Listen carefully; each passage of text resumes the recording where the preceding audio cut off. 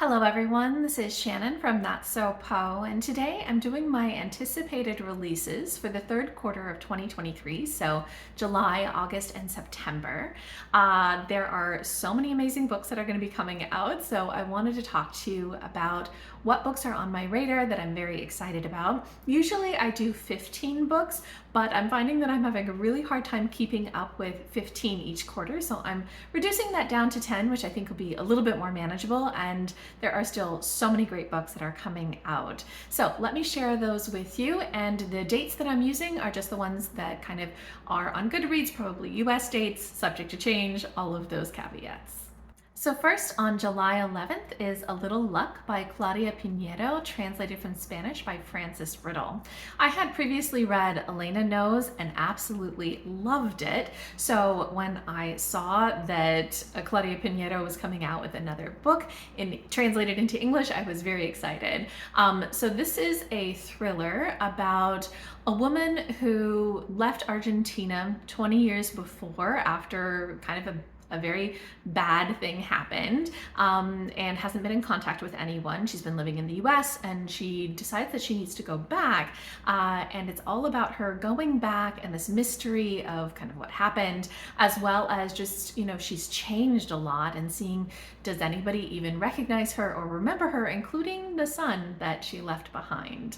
This sounds like it's going to be really interesting. I don't read a ton of thrillers, but because I had liked her writing so much in Elena Knows, I'd really like to give this one a shot. Next, on July 18th is Silver Nitrate by Silvia Moreno-Garcia. Silvia Moreno-Garcia is one of my favorite authors. I have read, all of her other books, absolutely love them. I have a review for tons of different of her books. So I'll link my reviews playlist if you want to go and search that. I need to do an author spotlight on her because I love her writing.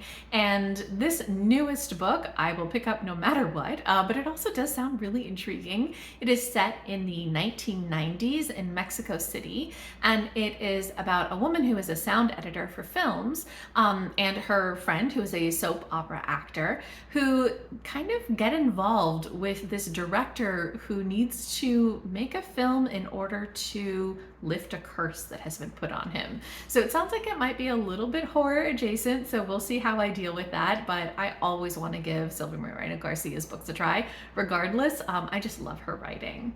On July 25th is Abeni Song by P. Djèlí Clark, which is a new middle grade fantasy. I love P. Djèlí Clark. He's another of my favorite authors. I do have an author spotlight for him, so I'll link that video below. He is just such an amazing author. He does so much with history and speculative fiction and all sorts of cool magic. I love it. So since I love middle grade so much, I'm really excited to see what he does with this. This is sort of a West African and African diasporic inspired story about a young girl whose entire village is captured and taken away on ghost ships, but she is not, and instead she is captured by a witch who lives in the woods.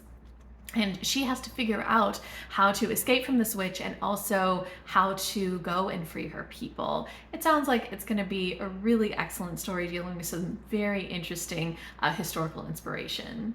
Then on August 1st is Family Lore by Elizabeth Acevedo. I love Acevedo's writing. I've read her other books and adored them, so I'm really excited about this one, which is about a Dominican American family where there are a lot of secrets, and kind of the different family members as they're coming together in the days leading up to a living wake for one of the matriarchs who has predicted that she will die in a few days. This sounds like it's going to be a really interesting story, and because this is an adult novel, it'll be interesting to see what Acevedo does, because her previous novels have been YA, and it just sounds like it's going to be a really fun ride.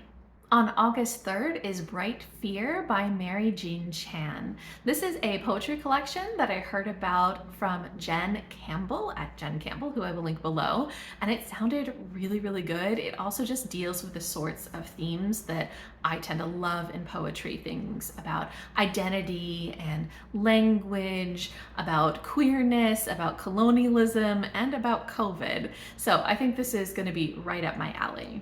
On August 22nd is He Who Drowned the World by Shelley Parker Chan, which is the sequel to She Who Became the Sun, which I read and had really enjoyed. This series is a historical fantasy that is basically sort of a gender-bent, very queer retelling of the founding of the Ming Dynasty in China.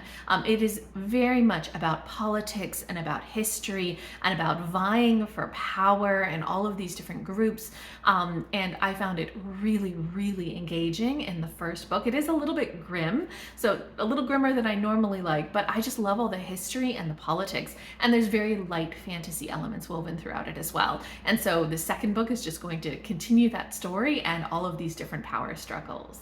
On September 5th is Dearborn by Ghassan Zeineddine, which is a collection of short stories about the Arab American community in Dearborn, Michigan. That sounds like it's going to have all the themes that I love to see in sort of contemporary short stories.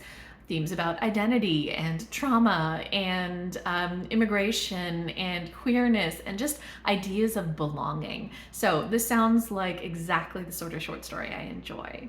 On September 12th is Mammoths at the Gate by Nghi, which is the fourth book in the Singing Hills cycle. I love this novella series. I have reviews for the first two books in the series, The Empress of Salt and Fortune and When the Tiger Came Down the Mountain. This series is just so good, and it has very interesting meta discussions of storytelling itself. And in this one, the cleric Chi ends up going back to the Singing Hills Abbey when their mentor dies, and there's sort of some consequences from that.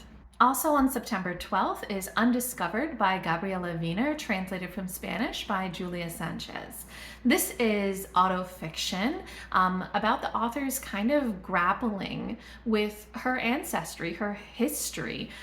She is Peruvian, and her ancestors include both Peruvian people as well as Europeans. And in fact, one of her ancestors was somebody who came and discovered Machu Picchu. And so just kind of grappling with that history and how both of those are sort of in her, as well as just identity and queerness and all sorts of other things. So it sounds like it's gonna be a really interesting exploration of some of those ideas. And finally, on September 14th is The Last Devil to Die by Richard Osman, which is the fourth book in the Thursday Murder Club series, which is this amazing series that is kind of a murder mystery thriller series that has a lot of cozy vibes and is kind of following these four members of a retirement community as they try to solve various kind of cold cases as well as active cases that are happening in their community. And this fourth book is going to be set over Christmas, which sounds interesting, but also sounds like the stakes are pretty high. Okay, so those are 10 books that I am so looking forward to in the third quarter of 2023, so July, August, and September. All of these just sound really good to me, and many of them are by authors that I absolutely love. If you guys are interested in any of these books, or if you have anything else on your radar that is coming out in Q3, I'd love to hear from you. I'd love to hear what books you're excited about. Just anything you'd like to chat about, leave me a comment down below.